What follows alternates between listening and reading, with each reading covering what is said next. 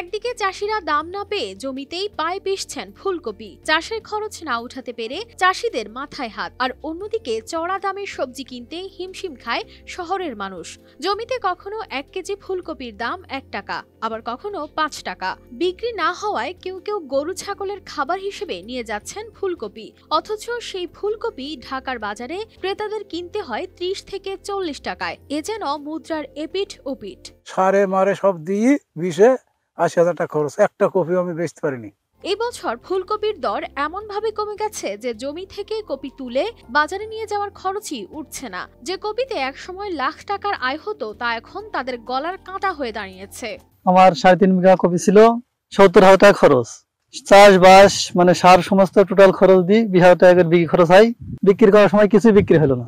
ছাগল গরু জেনেও মানুষ নিয়ে ফেরত পাইল না। কৃষকরা বলছেন বীজ, সার ও চাষের অন্যান্য খরচ অনেক বেড়েছে, তবু তাদের পরিশ্রমের ন্যায্য দাম তারা পাচ্ছেন না। সাহারবাটি বলতে পারেন যে একটা সবজির এলাকা, যেখানে বিভিন্ন রকমের সবজি হয়। অন্য বছরের তুলনায় আমরা এবছরে ক্ষতিগ্রস্তর ভিতরে আছি।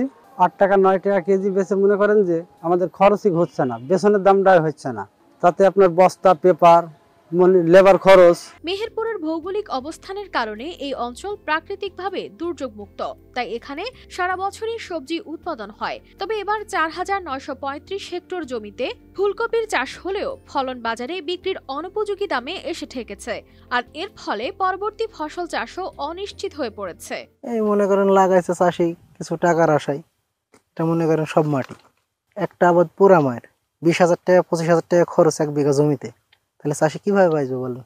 তবে লোকসানের এই চিত্র শুধু মেহেরপুর নয়, দেশের বিভিন্ন জেলায় বিরাজমান এমন পরিস্থিতি। সারা দেশে শীতকালীন সবজি একসঙ্গে বাজারে আসার ফলে দরপতন হয়েছে বলে জানান এই কর্মকর্তা। ফসলের অনুকূলে থাকা দেখেন, এখন পর্যন্ত আমাদের তেমন ঘন কুয়াশা পড়ে নাই, বৃষ্টিপাত হয় নাই, যে আমাদের কোনো বীজতলার, বিশেষ করে বড় বীজতলার কোনো ক্ষয়ক্ষতি এখন পর্যন্ত আমাদের কিন্তু নেই। সবজি এককালীন মাঠে না বাজারে না নিয়ে এই ধাপে ধাপে বিক্রি করে।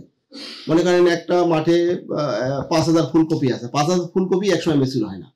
যে লক্ষ্যমাত্রা যদিও মূল্য না পেলেও একেবারে তাদের লস হয় বলে আমি মনে করি। বিশেষজ্ঞরা বলছেন সুষ্ঠু বাজার ব্যবস্থাপনা ছাড়া এই সংকট কাটানো কঠিন। বাজার ব্যবস্থাপনায় এমন কৌশল নেওয়া উচিত যাতে কৃষক তার ন্যায্য মূল্য পান ও ভোক্তাদের জন্য সহনীয় থাকে সবজির দাম। এই ব্যবস্থাপনা বাস্তবায়ন করতে পারলে কৃষক ও ভোক্তা উভয়ই উপকৃত হবেন বলে মনে করছেন সংশ্লিষ্টরা। News desk, RTV।